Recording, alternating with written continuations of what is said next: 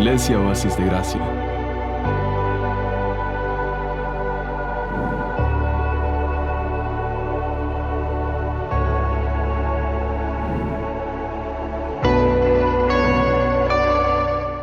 Voy a invitarles que abramos nuestras Biblias en el libro de Ruth.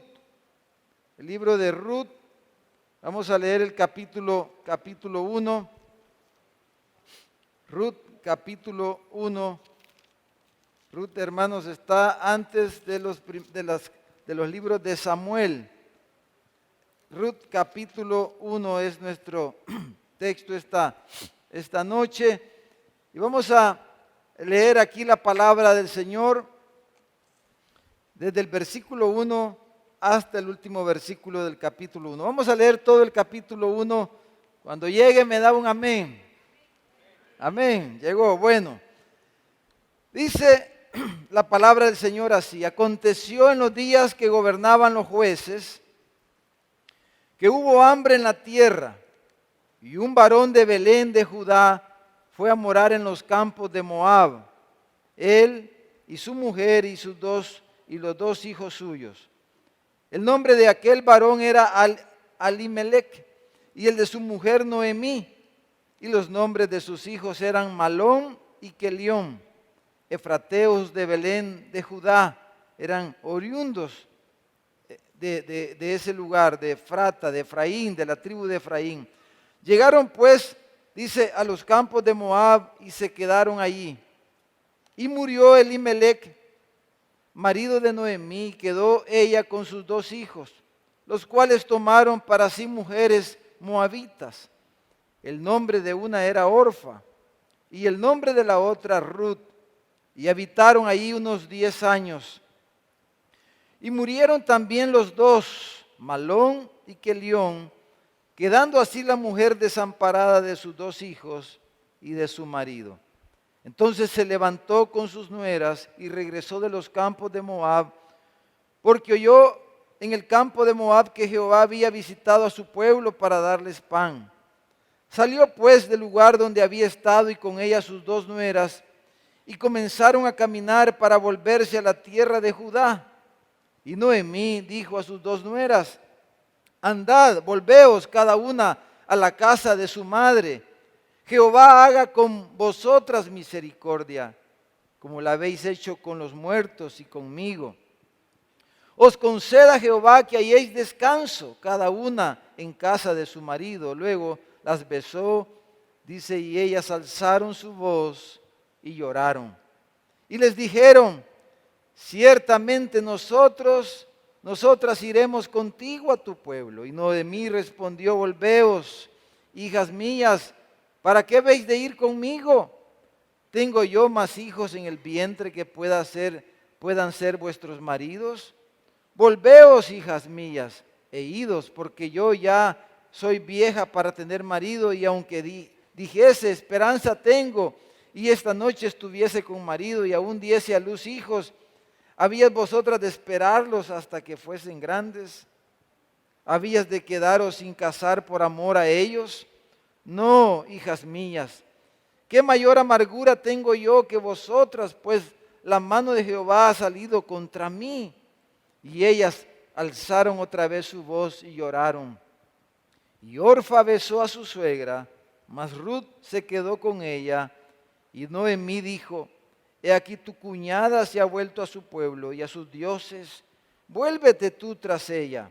Respondió Ruth: no me ruegues que te deje y me aparte de ti, porque a donde quiera que tú fueres, iré yo, y donde quiera que vivieres, viviré. Tu pueblo será mi pueblo y tu Dios mi Dios. Donde tú murieres, moriré yo, y allí seré sepultada.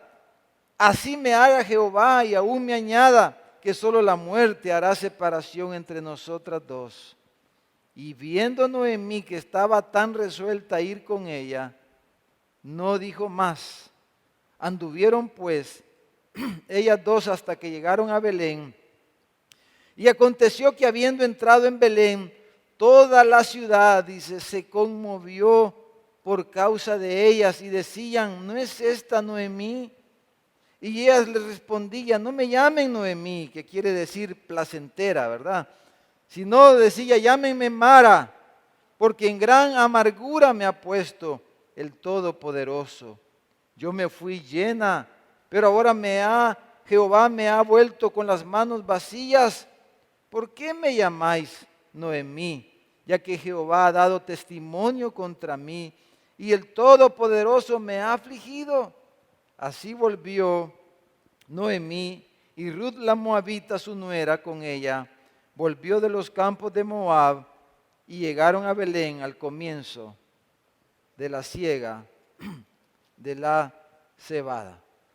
Hermanos, el tema que queremos ponerle a este pasaje esta noche, vamos a poner ahí, es la misión de Dios y el fracaso humano. La misión de Dios y el fracaso humano. La historia, como ya la leímos, es una historia trágica, ¿no es cierto? Noemí con su esposo Elimelech eran oriundos de la capital del reino de Israel, eran oriundos de la ciudad, del lugar de Belén donde iba a venir el Mesías. Eran de la tribu de Benjamín, de Efraín, no eran cualquier persona. De hecho, cuando regresan, ¿verdad? Como acabamos de leer, toda la gente en el pueblo los conocía, la conocía a ella. Eran personas conocidas de la gente, conocidas del pueblo. No eran cualquier tipo de personas ellos. Era una familia seguramente importante que se fueron buscando un mejor porvenir, un mejor futuro, un lugar donde quizás hacer mejores negocios. Se fueron del lugar donde Dios los tenía y se fueron a este lugar de Moab, donde eran un pueblo realmente los moabitas. Si ustedes se recuerdan, los moabitas ese pueblo vino de un incesto, ¿verdad? Lot, cuando salió de Sodoma y Gomorra, ¿verdad? Después de que su mujer se convirtió en una estatua de sal, en los días posteriores, las dos hijas de Lot dijeron, que no vamos a hacer descendencia para nuestro padre, para que no quede su nombre en vano. Y la hija mayor dio a luz a Moab. Y Moab, ese pueblo, vino de ese incesto. Era un pueblo pagano, era un pueblo impío. Adoraban al dios Queos,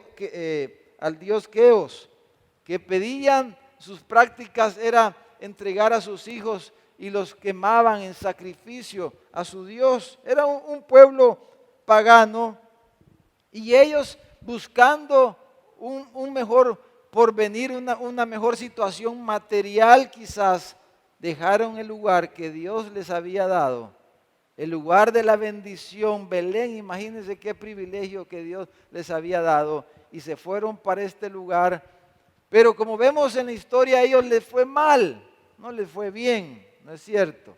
Les fue mal. Su esposo murió al poco tiempo de que habían llegado a la tierra de Moab y posteriormente sus hijos también murieron y sus nueras enviudaron. Pero lo interesante de la historia es que una de las dos nueras, ¿verdad? Ruth, que es, dijéramos, el personaje principal del libro, la historia de Ruth, la moabita, de un pueblo que no era pueblo. Moab era un pueblo que no era pueblo. Moab era un pueblo pagano, era gente impía, una gente que no adoraba a Dios. Pero esa moabita Ruth vino y se convirtió en una discípula de Noemí, ¿verdad? Se convirtió en una discípula de Noemí y regresó con ella a su tierra y no quiso separarse. Y dijéramos, de esa mala experiencia, de ese fracaso en la vida de Noemí, en la vida de su familia, dijéramos, no estropeó el propósito de Dios, la misión de Dios. ¿Cuál es la misión de Dios, hermanos? ¿Hacer qué? Discípulos. en todas las naciones. Noemí no se propuso eso, pero sin embargo, ella iba pensando en otras cosas, pero en medio de toda esa historia trágica, difícil, dijéramos dura, y que le trajo tanta amargura a esta mujer Noemí, ella hizo una discípula en medio de todo eso. Porque la misión de Dios no se puede frustrar. Dios va a cumplir siempre sus propósitos y Dios siempre va a llevar a cabo lo que Él se ha propuesto, aunque X, Y o Z persona fracase o fracasemos. Si usted o yo fracasamos, a pesar de nuestro fracaso, a pesar de nuestro pecado, a pesar de nuestros errores, Dios siempre va a llevar a cabo lo que Él se ha propuesto. Y eso es algo que podemos aprender en la historia, en nuestra historia esta noche. Entonces, en primer lugar, podemos decir que la misión de Dios supera el fracaso humano. La misión de Dios supera el fracaso humano y esa verdad está, dijéramos, de una manera preciosa expresada en las palabras de Ruth a Noemí. Desde ahí el Señor comenzó seguramente a consolar a Noemí, ¿verdad?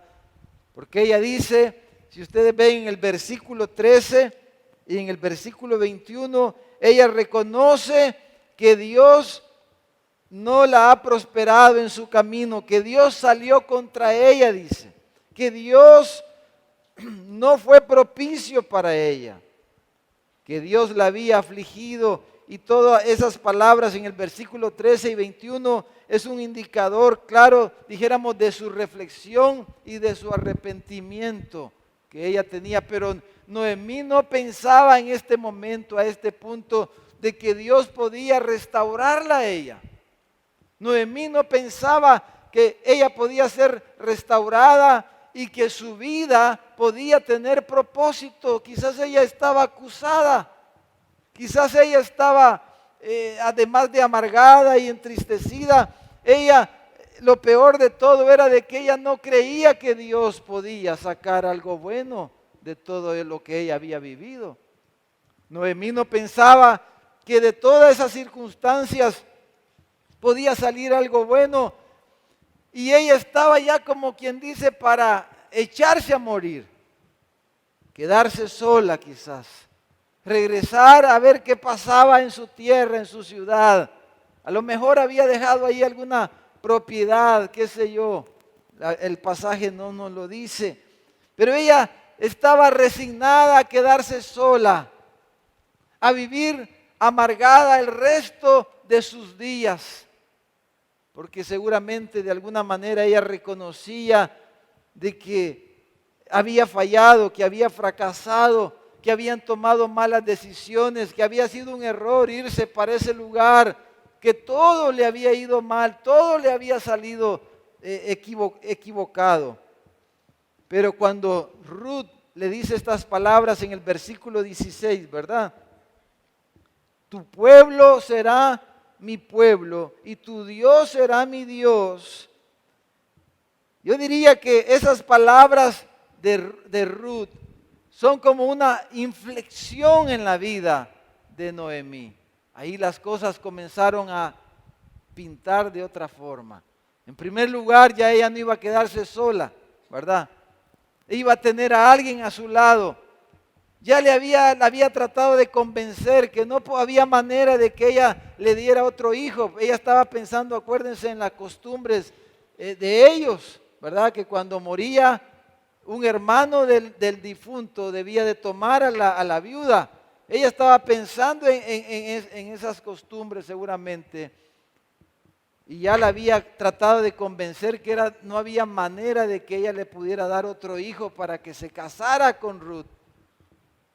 Pero sin embargo, Ruth había, dijéramos, visto algo, había captado algo, había sido impactado, de alguna manera había sido impactada por la vida de su suegra Noemí. Ella había percibido algo en la vida de Noemí, había visto algo en la vida de ella que ella lo quería para sí. Y le dice, mi pueblo, tu pueblo será mi pueblo y tu Dios será mi Dios. Entonces, desde ahí, Ruth, dijéramos, oficialmente se convierte en una discípula, dijéramos, de Noemí. Hermanos,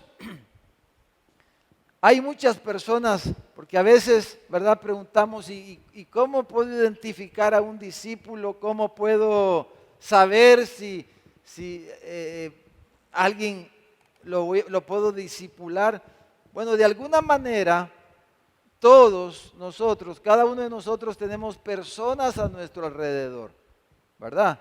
Todos, usted tiene personas a su alrededor que de una u otra manera usted los está influenciando, les está modelando y de alguna manera los está discipulando.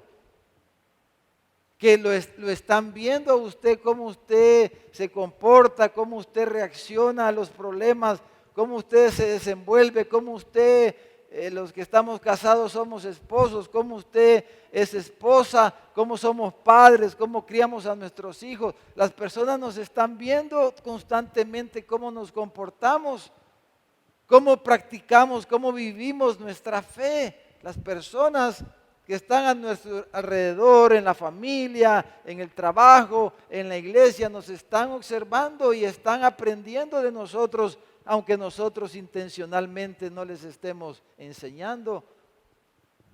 Aunque nosotros intencionalmente quizás no estamos diciendo, le voy a enseñar a este, le voy a modelar a este algo, pero ellos nos están viendo y están aprendiendo para bien o para mal de nosotros. Amén, hermanos.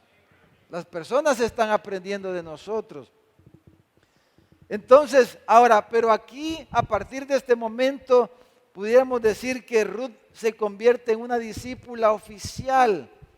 Y hemos estado siendo enseñados e instruidos, hermanos, y estamos claros ya cada uno de nosotros de cuál es la misión que Dios nos ha dado.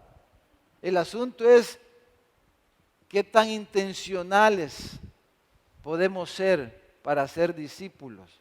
Porque usted hace discípulos, aunque no sea intencional, pero la gente está aprendiendo de usted. Pero el punto es que la misión de Dios es que seamos intencionales y que nosotros podamos identificar de todas esas personas. Van a haber personas, hermanos, hay personas de una o de otra forma, de una o de otras circunstancias que se van a identificar con usted. Y nosotros debemos estar atentos. Las hermanas, qué joven, qué mujer quiere permitir que usted la discipule, o nosotros los varones, qué varones, qué jóvenes, qué hombres están dispuestos a que nosotros podamos ser un mentor, un discipulador para ellos. Entonces, a partir de este momento, Ruth se convierte, dijéramos, en una discípula oficial. Y ustedes, si siguen leyendo la historia, siguen leyendo el libro de Ruth, se van a dar cuenta que cómo Noemí la comienza a instruir de una forma bien directa, cómo la comienza a aconsejar. No todas las personas van a recibir un consejo suyo. Algunas personas quizás se enojen si usted les dice algo y hasta nos van a decir, usted no se meta, ¿verdad? No sea meque, ¿verdad? No sea metido, nos van a decir. Pero hay otras personas que van a estar dispuestas, que van a querer, que van a desear, que van a recibir con agradecimiento y con disposición de corazón el consejo que nosotros le podamos dar, la instrucción que nosotros le podamos dar. Entonces, estas son algunas cosas que podemos nosotros ver para identificar una persona a la que podemos discipular. O sea, enseñar, instruir de una manera personal con nuestras vidas, y con lo que nosotros tenemos. Entonces Noemí, hermanos, comienza a tener a Ruth como discípula a partir de este momento. Y a pesar de todo el fracaso, de toda la historia hasta este punto, dijéramos, lo bueno, lo positivo que queda es que Noemí tiene una discípula. Ahora, piense por un momento esta noche, nosotros que estamos aquí, piensen, dediquemos unos segundos para pensar los varones, algún hombre, algún varón y las hermanas, alguna mujer, alguna joven que a lo mejor pueda tener, le dé a usted ciertos indicios de que está dispuesta a que usted la discipule. Piensen por un momento, pensemos en alguien. Entonces que usted pueda comenzar a ser quizás a partir de esta noche más intencional con esa persona. Y esa persona necesita a alguien que se preocupe por él, que se preocupe por ella. Y quizás al meditar usted puede comenzar a ser intencional, quizás hayan una, dos o más personas. Un discípulo, hermanos, usted le puede decir, andate, ¿y qué va a hacer el discípulo? ¿Va a seguir? De necio, como decimos. Un discípulo se vuelve incondicional. Va a estar ahí dispuesto a seguirlo, a dejarse enseñar, a dejarse instruir. Y eso es lo que el Señor quiere que hagamos cada uno de nosotros. Claro, tenemos diferentes plataformas, ¿verdad? Por ejemplo, los que tienen un GPD, es un grupo de discipulado, le llamamos nosotros. Pero ahí dentro de esos 10 que llegan al GPD, usted tiene que identificar, vamos a tratar de discipularlo a los 10, pero usted de ahí de esos 10 tiene que identificar, quizás haya uno o dos, que esos quieren que usted de verdad se meta en la vida de ellos, ¿verdad? Que usted de verdad pueda interiorizar, pueda dijéramos, afectar más. Entonces, pensemos esta noche, piense en esas personas que están a nuestro alrededor.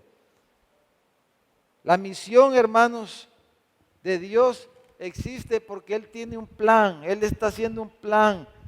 Y su plan es de que todas las naciones le adoren. Ese es su plan. Y en Apocalipsis 7 vemos ya ese plan ahí realizado. De toda lengua, de toda tribu, de todo pueblo, de toda nación están ahí adorando al Señor. Dios tiene un plan. Y ese plan es que todas las naciones le adoren. Dice, creo que hay un versículo ahí le voy a leer aquí, Efesios capítulo 1, versículo 4 y versículo 9. Dice, según nos escogió en Él antes de la fundación del mundo para que fuésemos santos y sin mancha delante de Él, dándonos a conocer el misterio de su voluntad, según su beneplácito, el cual había propuesto en sí mismo desde antes de la fundación del mundo. Hermanos, Él se propuso, Él nos escogió, dice. Él ha escogido un pueblo desde antes de que todas las naciones, desde antes que los moabitas como nación existiese, ya Él había escogido a Ruth en su plan, en su conocimiento anticipado de todas las cosas. Y antes que Él pensara en la ciudad de Santa Ana, en la iglesia, que la iglesia Oasis de Gracia iba a existir, que nosotros íbamos a estar aquí, Él ya había pensado en usted y en mí. Él tiene un plan y ese plan es a través del discipulado sumar hombres y mujeres a ese pueblo, a esa nación, a su cuerpo, con el cual Él va a vivir por toda la eternidad. Y Él nos quiere usar a cada uno de nosotros como instrumentos para atraer a esas personas. Para Ruth, Noemí fue el instrumento de Dios. ¿Para quién vamos a ser nosotros el instrumento mañana, el próximo año, hermano? Dentro de 5 años.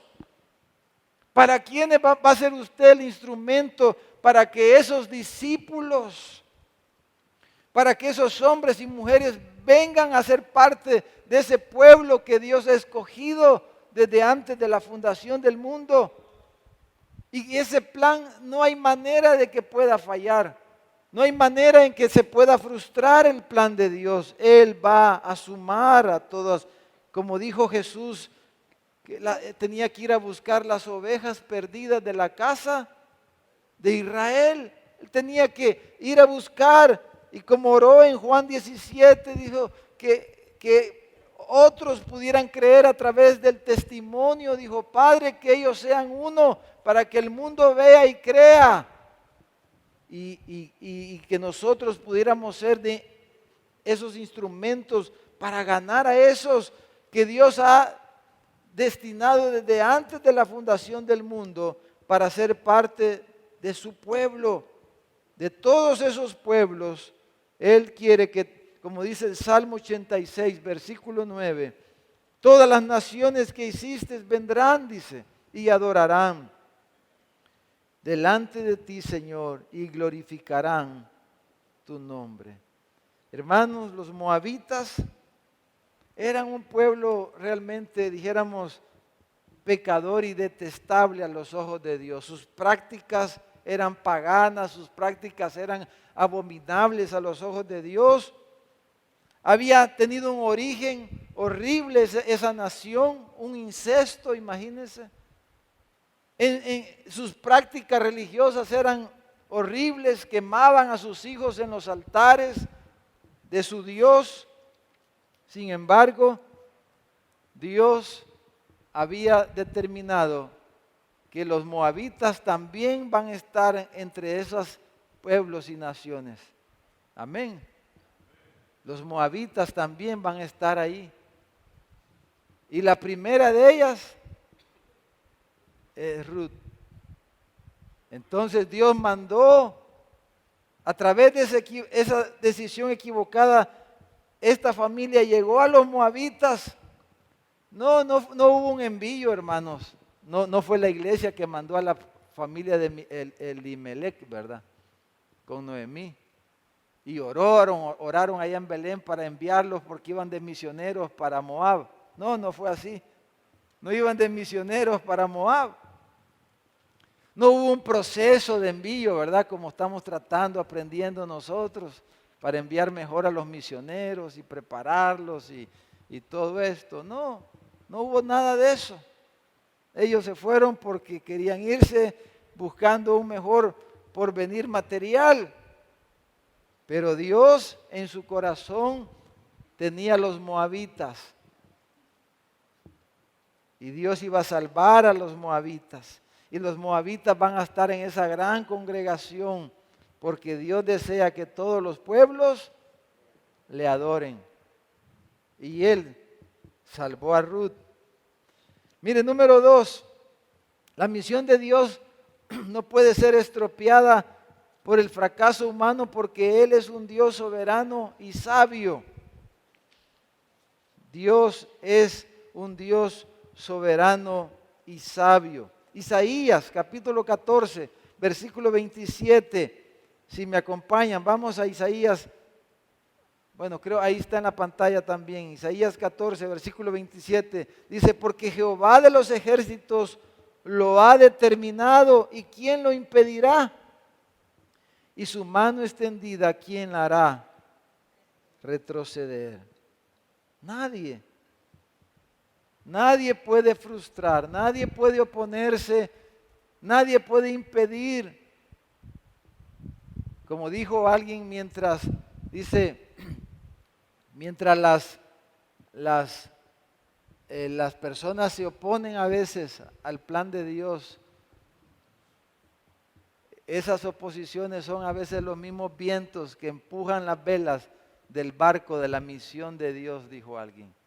Nadie puede frustrar la misión de Dios.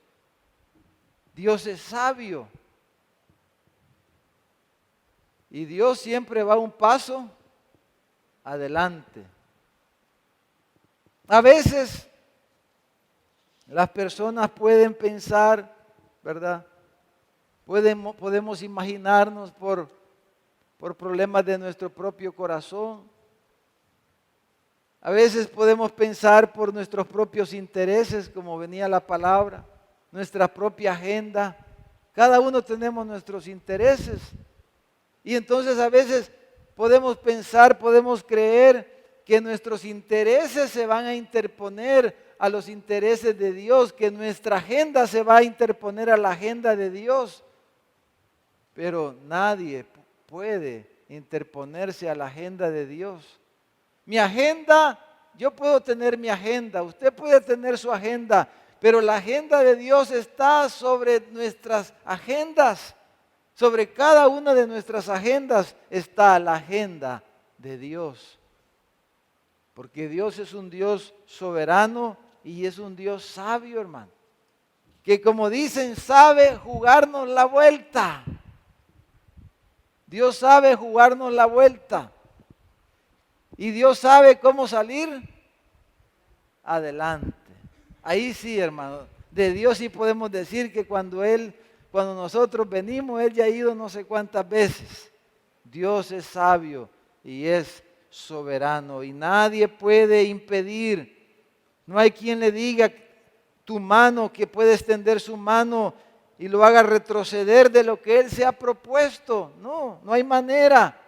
No hay manera. Aunque a veces se vea como estaba Noemí, ya frustrada, acabada Noemí. Pero si usted sigue leyendo el libro de Ruth, los siguientes capítulos, usted ve cómo termina la historia del libro. Noemí termina, hermano, de una manera preciosa, feliz, criando nietos, criando a los que iban a ser los abuelos de Jesús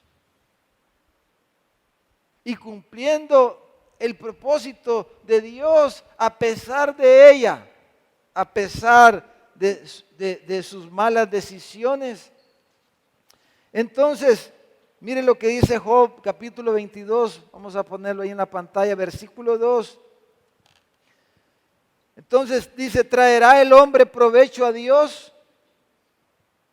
No, quiere decir, ¿verdad? Está implícito. Al contrario, dice, para sí mismo es provechoso el hombre sabio. Hermanos, cuando tomamos decisiones, las personas, cuando los hermanos, porque acuérdense que Noemí y su familia eran parte del pueblo de Dios. No estamos hablando de gente pagana, estamos hablando de una familia del pueblo de Dios. Cristiano, dijéramos, era una familia que era miembro de la iglesia, dijéramos, Noemí y Elimelech. Pero ellos tomaron decisiones equivocadas. Por cuestiones materiales se fueron de la ciudad y del lugar donde Dios los tenía. Se fueron de allí, tomaron decisiones equivocadas. Pero como dice Job aquí, hermanos, nosotros vamos a disfrutar los beneficios o los perjuicios de nuestras buenas o de nuestras malas decisiones. ¿A quién le va a aprovechar tomar buenas decisiones? Como dice Job, ¿a quién le aprovecha, hermano? A él mismo, dice. Si yo tomo buenas decisiones, me va a aprovechar a mí mismo. Si tomo malas decisiones, me va a afectar a mí y le va a afectar a mi familia, mis buenas decisiones o mis malas decisiones. Nos va a afectar a cada uno. Pero en realidad, Dios, ¿de qué le aprovecha? Está diciendo Job. Que usted tome buenas decisiones o malas decisiones. Dios no le va a afectar eso. Uno mismo se beneficia o se arruina por sus decisiones, por sus malas decisiones. Pero el punto aquí es, pero dice al contrario, para sí mismo es provechoso el hombre, pero el punto es, aquí en esta parte, que nosotros podamos tomar decisiones, que nuestras decisiones las podamos alinear con la misión de Dios. Que sus decisiones, que mis decisiones, mi inversión de mi energía, de mis recursos, de mi tiempo, que lo que hacemos, por lo cual vivimos, por lo cual peleamos, hermanos, que peleemos por la causa de Dios, por la causa de Cristo. Que nuestras decisiones puedan aprovechar a la causa de Cristo. Cada esfuerzo, cada sacrificio, cada decisión pueda ser en beneficio de la causa de Cristo, de la misión de Dios. Ese es el gran desafío aquí, creo yo. El hombre impío, dice el proverbio, endurece su rostro, mas el recto ordena sus caminos. Que ordenemos nuestros caminos, que ordenemos nuestros pasos y los alineemos con la misión de Dios, con la causa de Cristo, que Él quiere para nosotros como parte de esta iglesia, como parte de lo que Dios quiere que hagamos y cómo quiere que impactemos esta ciudad, esta nación y el mundo entero, cómo mis decisiones suman a la causa de Cristo como familia, como iglesia local. Ese es el punto.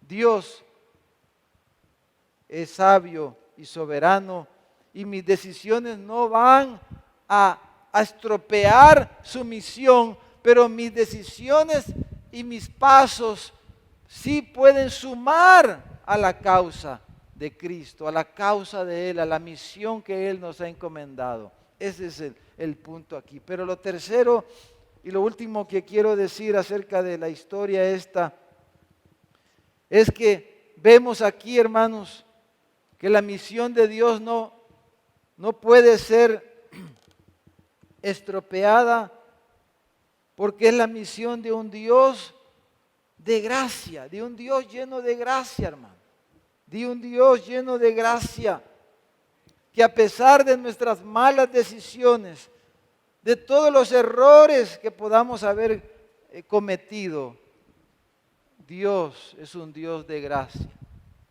que tomó a Noemí y cuando ella pensaba que ella no tenía lugar en el plan de Dios, que todo había sido un fracaso, que sus circunstancias eran totalmente adversas y que Dios, por decirlo así, ya no podía ver a Noemí y ver una sonrisa en el rostro de Dios. Eso era lo que ella pensaba, que ella había fracasado tanto y que le había ido tan mal que Dios no podía verla con gracia. ¿Verdad? Como cuando usted alguna vez se ha enojado con alguien porque le falló y no lo quiere ver ya ni en pintura y usted sabe que le falló a esa persona, quizás es un hijo que le falló a su papá, ¿verdad? Y el papá, al ver al papá, ve el rostro duro del papá hacia ese hijo, porque el hijo hizo algo malo. Y dice, ya mi papá no me va a perdonar nunca. Nunca más va a volver a ser mi papá como era antes, ¿verdad? A mostrar. Quizás uno puede pensar así. O uno decir, ya esa persona ya no la quiero volver a ver. Entonces algo así se sentía Noemí.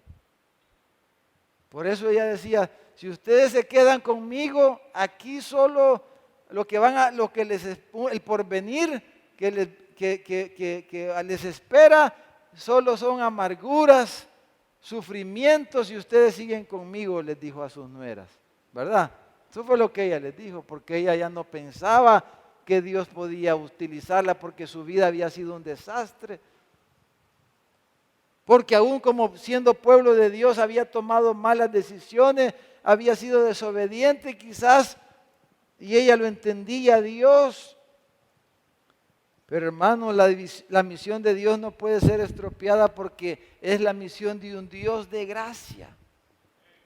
que puede restaurarnos, que puede volver a sonreír, aunque Dios no deja de sonreír a su pueblo, aunque a veces nos disciplina y nos corrige como un padre que ama a sus hijos. Pero ella pensaba de que no podía recibir esa misericordia de Dios. Ella se había ido de su tierra, de su ciudad de Belén, siguiendo sus propios pensamientos, porque la gente toma decisiones por sus pensamientos y sus propios deseos. Así tomamos decisiones las personas. Ella sabía que había seguido ese camino porque ellos lo habían elegido así y que era responsable, no le podía echar la culpa a nadie. Ella estaba amargada, estaba hundida, su vida aparentemente ya no tenía ningún porvenir. Eso era lo que ella creía, lo que ella sentía. Pero Dios la iba a restaurar a Noemí. Dios tenía otros pensamientos. Entonces, hermanos, yo no sé cómo estaremos cada uno de nosotros. Pero a lo mejor algunos, quizás algunos pocos de los que estamos aquí esta noche, quizás algunos de nosotros podamos pensar que ya, pues sí, ya no podemos ser útiles al Señor. Algunos quizás podamos pensar por la vida pasada que tuvimos que Dios, que tal vez nos dan lavar los baños, ¿verdad? Porque así pensamos a veces. Aunque sea los baños, dicen, y lo dicen con honestidad algunos hermanos. Dice, yo aunque sea los baños, déjenme que lave, dice. Y lo dicen con sinceridad. Porque dice, yo no merezco nada. Y así en realidad deberíamos de sentirnos todos, hermano. ¿Verdad? Porque hemos pecado y hemos desobedecido a Dios, le hemos fallado de una o de otra forma. Pero Noemí tenía razones de sobra para pensar y sentir eso. Y así puede ser que haya alguno de nosotros esta noche aquí, que por la vida aún antes de Cristo, o por las razones que sea, pensamos que Dios no nos puede usar más y mejor. Entonces, pero no, hermanos, de nuestros errores, de nuestros fracasos, Dios puede traer fruto. Y ese es el contexto de cuando dice la carta a los romanos, que sabemos, dice, que a los que aman a Dios todas las cosas les ayudan a bien. Esto es a los que conforme a su propósito han sido llamados. Ruth, no sé si puede poner Mateo capítulo 1, versículo 5 en la pantalla, hermano. Mire la genealogía, Mateo 1, 5. Ustedes saben, ahí está.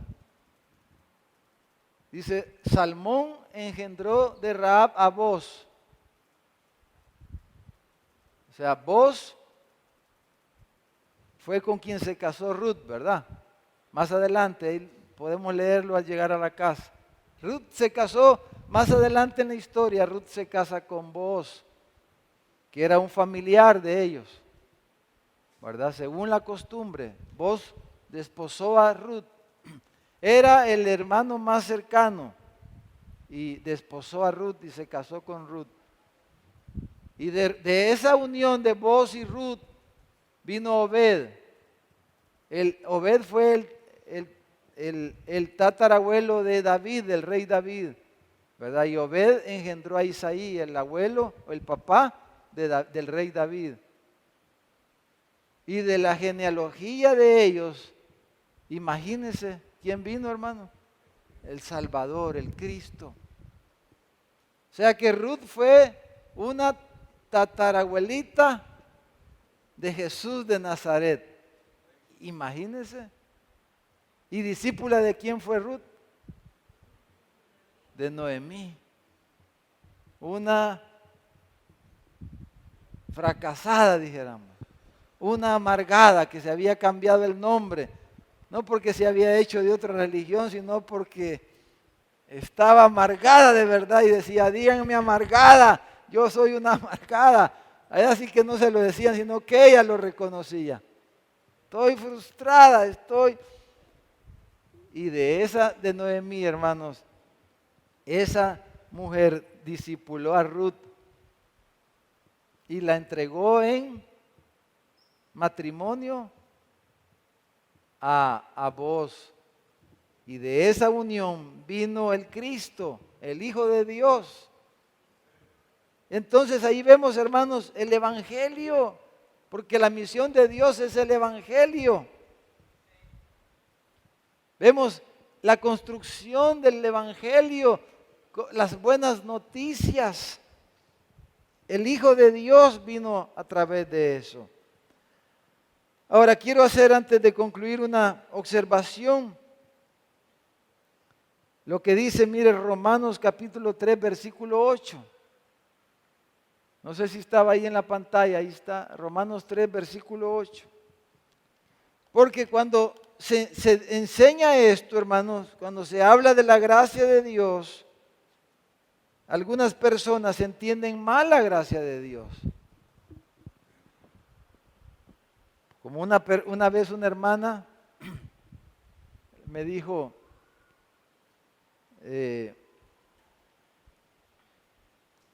ella se iba a ir para otro país y se iba a casar con una persona que realmente no era creyente.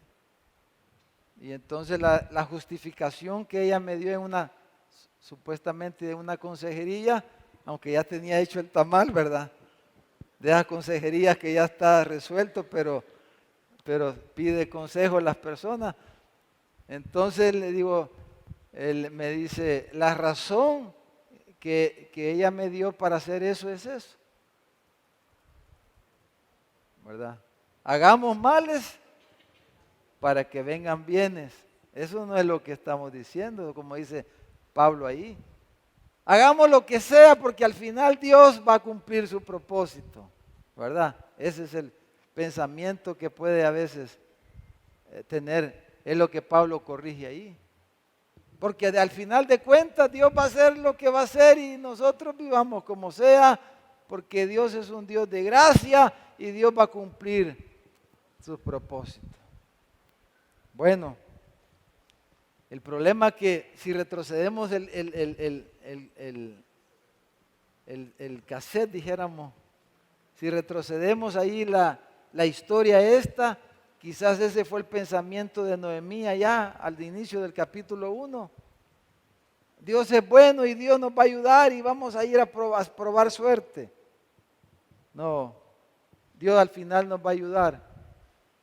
Bueno, Dios es misericordioso y Él nos restaura, pero fueron 10 años de amargura y de sufrimiento tremendo. Entonces, le dije yo esa vez a esta persona, le dije, es que esto le dije es lo que usted me está diciendo, es como que usted agarre la 25 calle, que hay, quiero ver, 3 semáforos, ¿verdad? Y entonces usted los semáforos estén en rojo y diga, bueno, el Señor, si Él quiere, me va a cuidar y me lo voy a pasar en rojo y Él me va a guardar, ¿verdad? Porque Él me cuida. Entonces es como que usted se deje ir en rojo los 3 semáforos, tal vez el primero se salve, pero a lo mejor el segundo venga un tráiler ahí a saber cómo y le va a dar. Entonces no estamos diciendo que podemos hacer lo que querramos y que al final de todas maneras, no. Pero lo que estamos diciendo es que a pesar de los errores que podamos haber cometido al día de hoy, no es para que mañana cometamos errores. No, a pesar de lo que pudo haber sido nuestra vida antes, aún antes de Cristo, a pesar de los fracasos que podamos haber tenido, de las malas decisiones que podamos haber tomado, Dios puede restaurarnos y Dios puede sacar un fruto precioso de esa situación. Porque Dios es un Dios de gracia, es un Dios bondadoso y soberano. La gracia de un Dios bondadoso y soberano que sabe reparar el daño que el pecado ocasiona, que sabe reparar las frustraciones, la amargura que trae nuestras malas decisiones y nuestros malos caminos, y que hay esperanza para cada uno de nosotros y que debemos, hermanos, de transmitir esa verdad a muchos hermanos hoy día que tenemos a nuestro alrededor.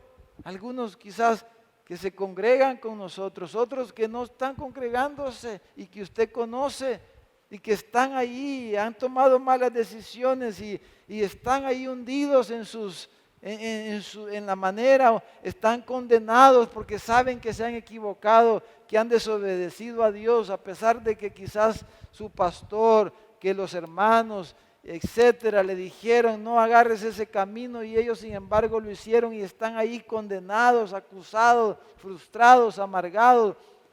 Pero nosotros podemos llevarles una palabra de esperanza, no porque queremos ser positivos, sino porque tenemos un Dios que es un Dios de gracia, que sabe perdonarnos y que sabe restaurarnos y sacar lo mejor de todo eso. Como José le dijo en Génesis capítulo 50, versículo 19, lo vamos a poner ahí para concluir esta noche. Cuando Jacob, su padre, murió, ¿verdad? Y fueron después de irlo a sepultar, los hermanos de José allá en Egipto comenzaron a afligirse y dijeron, hoy José se va a desquitar con nosotros. Ya que mi papá ya se murió, hoy que ya Jacob, nuestro padre, ya lo sepultamos, hoy José nos va a cobrar la que le hicimos. Eso pensaron ellos. Pero mire, dice que les respondió José, no temáis, les dijo. ¿Acaso estoy yo en lugar de Dios? ¿Acaso estoy yo en lugar de Dios? Vosotros pensasteis mal contra mí, mas Dios lo encaminó a bien, para hacer lo que vemos hoy, para mantener en vida a mucho pueblo. Y hermanos, termino con esto. Puede ser que tal vez no haya sido un error que nosotros hayamos cometido. Puede ser que no estemos sufriendo, pasando algo por una mala decisión que usted o yo hemos tomado. Pero puede ser que estemos sufriendo algo por la mala decisión de otro. Puede ser alguien en su casa, puede ser otro hermano, alguien de la familia, que usted está sufriendo algo porque alguien hizo una mala decisión, con mala intención, como el caso de José. Y eso nos tiene ahí deprimidos, amargados, porque el otro hizo algo contra usted, hizo algo contra mí, y eso no nos deja avanzar, no nos deja dar un paso. Pero el Señor quiere que nos olvidemos de lo que le hicieron. Quiere sanar eso el Señor. Que eso no sea un estorbo para que nosotros, cada uno de nosotros, cumplamos la misión de Dios. Que veamos hacia adelante. Estamos terminando el 2019 y viene el 2020, hermano. Mire, visión 2020. Viene un nuevo año, viene una nueva oportunidad. Y que aunque alguien le hizo daño y que porque alguien no le agradeció, porque alguien hizo lo que haya hecho, podemos nosotros decir, Señor, tú me querías enseñar algo en eso. Pero mi corazón está libre, Señor, para servirte, para cumplir tu misión, para hacerlo, aquello por lo cual tú me tienes ahora aquí. Por lo cual tú me tienes ahora en pie aquí. Señor, heme aquí. Envíame a mí. Señor, heme aquí, Señor. Aquí estoy dispuesto, Señor. Aunque me he equivocado, dirá alguien, o aunque alguien hizo algo contra mí, pero eso no importa, eso no, ya, eso no me detiene, porque Dios puede llevar a cabo su propósito en mí. Oramos, hermanos. Padre, en el nombre de Jesús.